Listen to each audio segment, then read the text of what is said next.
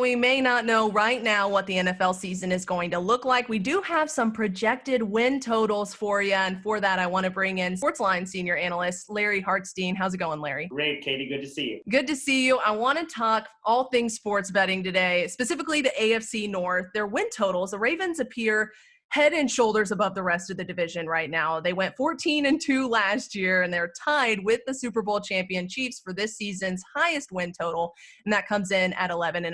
So who or what is your strongest overplay in this division? Well, you mentioned it. The Ravens won 14 games. They're pegged at 11.5. You do have to pay juice on the over, but they had a great draft. They stole Patrick Queen late in the first round. They had J.K. Dobbins. I mean, that's going to make their running game more impossible to defend, I should say. And how about their schedule? They get the easiest schedule in the league based on opponents' records. And I was looking at it.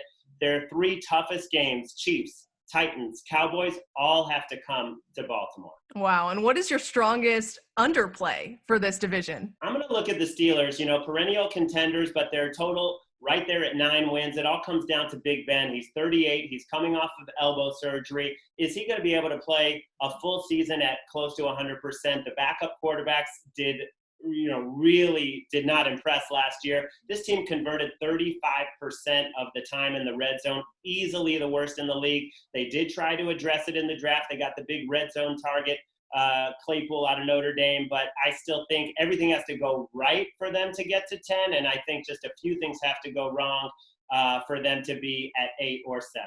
Larry, 2 more teams that we need to talk about in the AFC North. What do you make of them? Well, start with the Browns at 8.5. They had all the hype last year, but now they're a little bit more under the radar. They've got a much better coaching staff. And I really like their draft, and I think we're going to see the team that we thought we would see last year. So I think they can get to 9 wins. The Bengals at 5 wins, I mean, you got to love Joe Burrow. He's going to be a star, but they did not help him enough with the offensive line.